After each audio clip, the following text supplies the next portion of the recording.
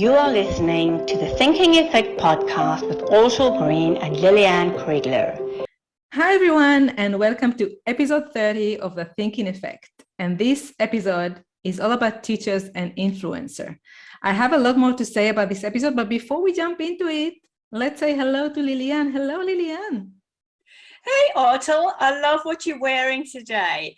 For those who are only listening, Ortal has got a beanie, a penguin beanie on her head, and she looks quite remarkable. Reminds me a little bit of the movie Happy Feet. Oh, thank you. Yeah, I forgot to mention, we're celebrating. It's our 30 episode, and this is why I'm wearing my lovely beanie. It's cold in Melbourne as well. And Lilian is wearing a beautiful necklace. Can you tell us a bit about it? Yeah, sure. So I'm wearing an African necklace. I mean, probably people have worked out from my accent by now that I hail from South Africa originally, but I've been in Melbourne for 24 years. But so this African necklace for me, just, in the African community, elders are highly, highly respected, and they are great influencers.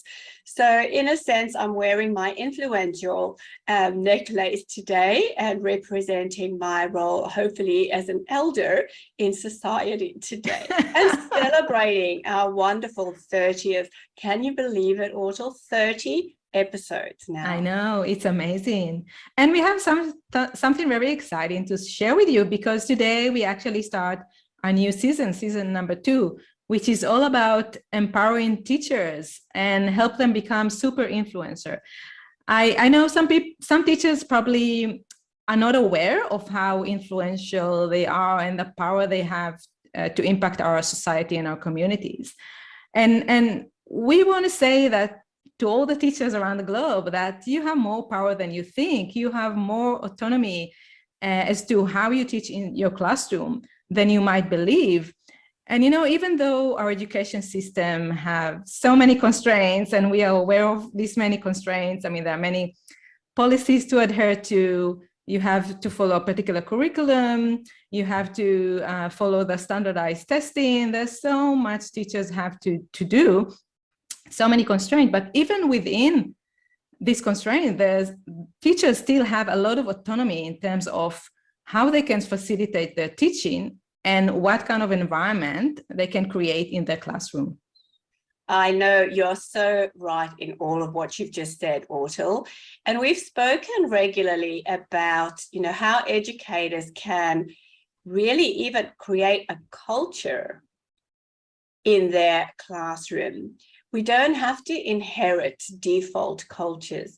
We have the ability to decide what the relationships are that we are going to create in our classrooms. And a lot about being a teacher is developing the kind of relationships that will enable your students to get this incredible identity as a learner. And we can do it no matter how old those students are, from early, even in childcare, all the way through to tertiary education. We have this ability to establish a culture and the norms and protocols we want to have in our classroom.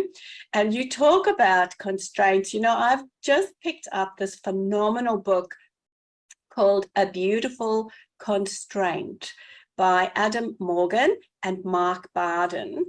And they talk about how some of the most incredible things have happened in the world because of constraints. Some of the most remarkable entrepreneurs have invented things, been innovative, created things just because they were constrained in either time or money or space. Even Mick Jagger's fantastic dancing was originated because he had a very tiny space to perform when they started out, sometimes only the space of a table. So embrace your constraints is what we're saying, and develop your phenomenal influence as an educator. Absolutely. And I love this book. I have it actually at home. It's one of my favorite books because it's all about, innovative and creative thinking, and actually having constraints help you be more innovative in your thinking, which is a beautiful thing. And I think it's important to empower teachers, especially today, because I'm sure many are aware that our education system is outdated. It was designed by Horace Mann back in 1880 something, I think, after the first industrial revolution, to create factory workers that are obedient and adhere to the bell. This is actually why we have bell in our schools even today, because at the factories, the bell signified the need to change from one task to another.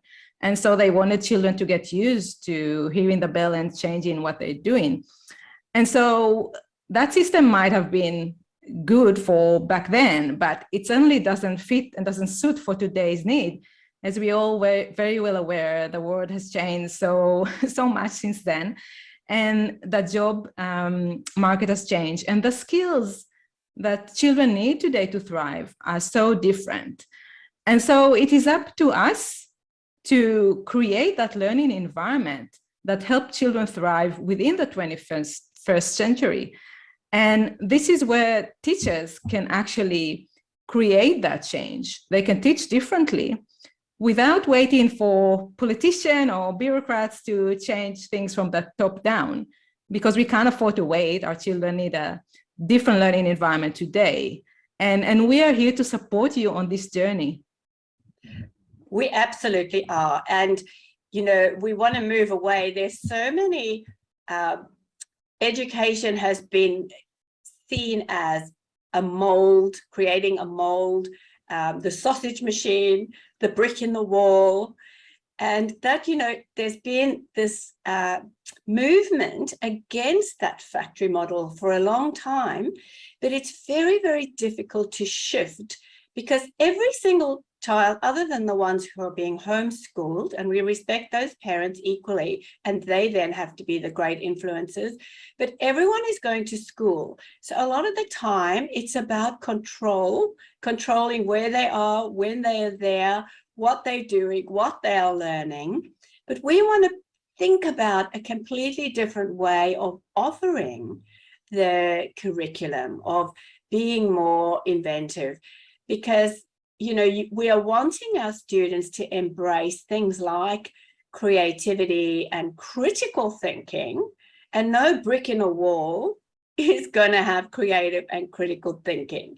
So we want to be supportive of you and I know there are thousands of teachers out there already working in this way, and hopefully in this season we're going to be interviewing some of the teachers who have embraced the constraints but managed to provide beautiful education for their students. So we want to help you with that, because these are the modern requirements of the modern society. We can't have children who think in a pattern or in a particular way. We want our students to grow so that they can encounter uncertainty with some certainty of their skills, their abilities, and their own innovative pathways.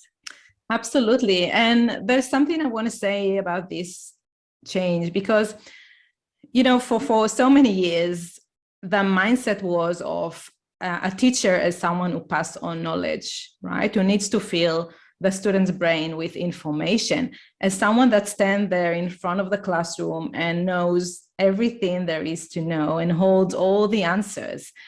And the shift that needs to happen now is from being a teacher to being a facilitator of learning. So from being the one who drives the whole thing, who holds all the knowledge, who pass on the knowledge, the teachers now need to facilitate the learning and to help the student actually drive their own learning. And there are many ways in which you can do so. And we're going to share with you in this episode one way that you can adopt straight away. But that shift in mindset, in my mind, that's the hardest thing to do if you're used to being a teacher and passing on knowledge. So it's not an easy transformation, but we are here to support you on this transition. So yes, we are. And we know that sometimes when you start out a new way of being, it isn't an easy pathway. And, Autul and I have both had pathways ourselves. And I remember when I was teaching early on, a teacher arrived at my school and she had 54 boxes, and every box represented a week of lessons that she would be providing for her students that year. And I was rabidly jealous. I was so jealous. I thought, she is so far in advance of where I am. I need to have a box for every week. And I have changed so much, you know. Part of it is exploring, like you are, our listeners, exploring, finding out new ways of doing things. And you've heard me talk about my influences. So it is a journey, and you will have your aha moments, and you do build your expertise over time. Yeah, absolutely. Absolutely. And I mean, your example is great, because we need, as teachers, we need to let go of that need to control everything and know what's going to happen next, and open our mind and open the environment in our classroom to ones where we don't know what's going to happen next. It's going to be a surprise for us as well. We're starting a journey now, and we don't know where that's going to lead us. And that's fine, because we're learning along the way. We're learning together with our students.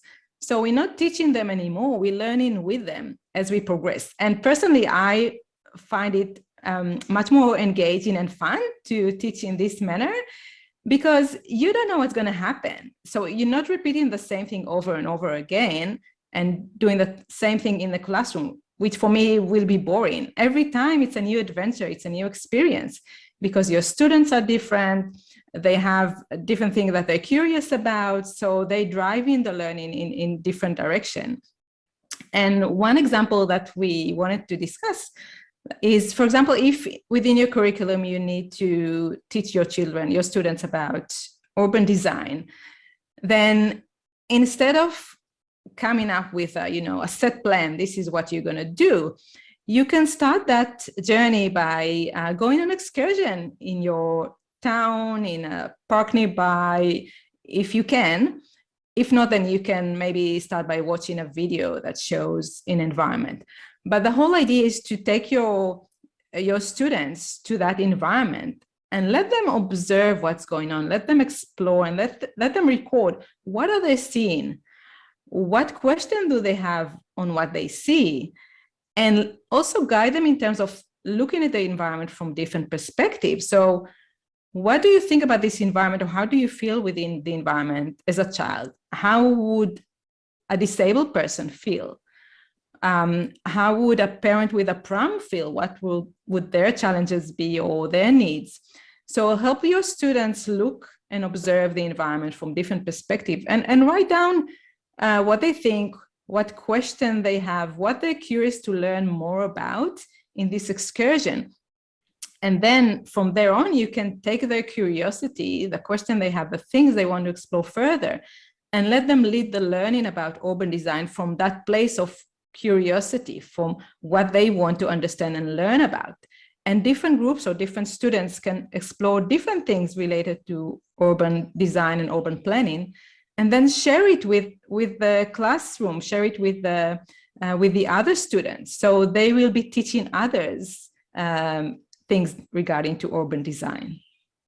This is such a beautiful example, Autul. And what I want to say about, you need in your own mind to frame why you would take a bunch of students out of your classroom to some space, some space in the city to get them a taste of urban design. And part of that framing for me is that you don't want to immediately categorize all the different aspects of urban design, but you want to put them in a situation where all of those different elements are available for them to observe and to talk about and to capture and to think about. And I had an excursion like this actually with teachers, where we went to the Flagstaff Gardens in the city in West Melbourne, near the Flagstaff station. And like you are suggesting with the students, they had a notebook and they had some tasks that they had to go through. And one of those tasks was to have a look at things from the perspective of a child, from the perspective of the animals living in the park. But when they went through the park, they started to notice that there is nature there. Nature needs to be cared for. So you need maintenance. So you need engineers to design the situation so that the water drains, that there's entertainment for people using the park.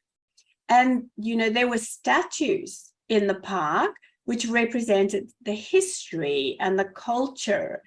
And Flagstaff Gardens itself is actually over a First Nations cemetery. So there's so much history. There's layers and layers of it. And it's called Flagstaff Gardens because you could see who was coming into the port.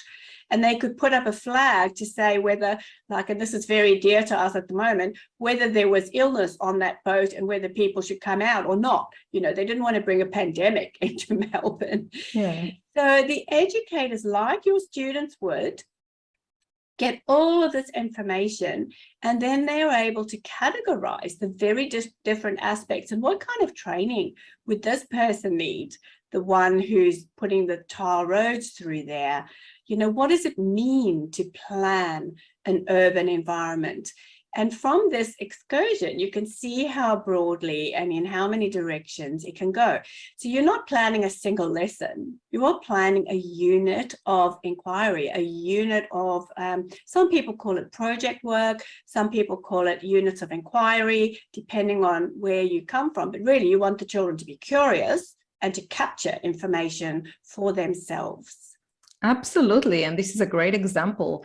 And when you teach in this manner, your students become active learners. So they not just sitting there absorbing information, they actively seeking, looking, exploring, and learning. And so they're more engaged in the learning. And the learning itself is much deeper, much richer, much more authentic than it would have been if you just give them the information on it.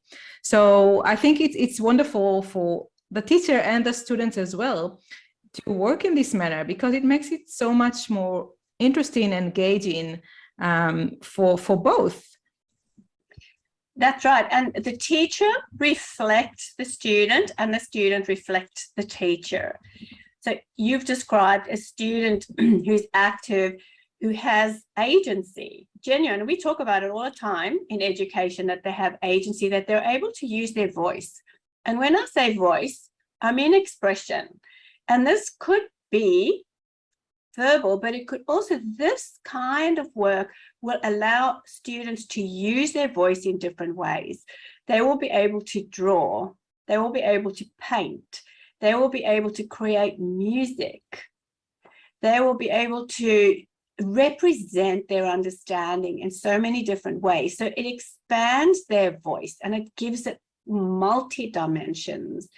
They will be incredible thinkers because they will exercise so many thinking skills, and they're going to become fantastic communicators because they have to share and articulate everything they've learned so that they can design the process for how they're going to find out more, and they're going to decide what they want to find out more about. And honestly, there are going to be quite a few urban departments in Melbourne that are going to get letters after this, because students will see that there are things missing.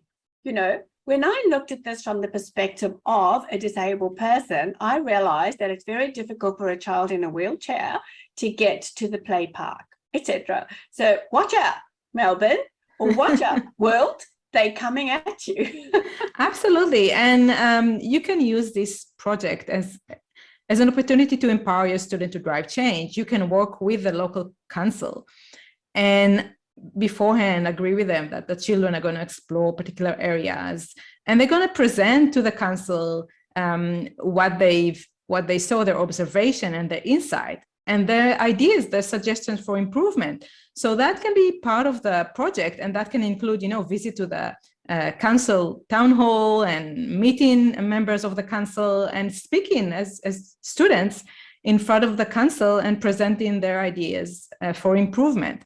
So definitely you can use that. You can take it as deep and far as you want, as a teacher, and you can use it to empower your students to drive change within their communities. And this happened at a school where I worked. You know, we had some students, teenage age students, who were reluctant learners. They were school averse, didn't want to come, but the educators designed a project where they could choose something that they wanted to explore. And these guys did parkour, which is this city running, you know, and they honestly, the physical ability and acrobatic ability was incredible. But through their interest, they learned so much about biomechanics, their own bodies, and they taught young students at the school how to do this. And they worked with the principal to get a soft ball area, but that went to the council.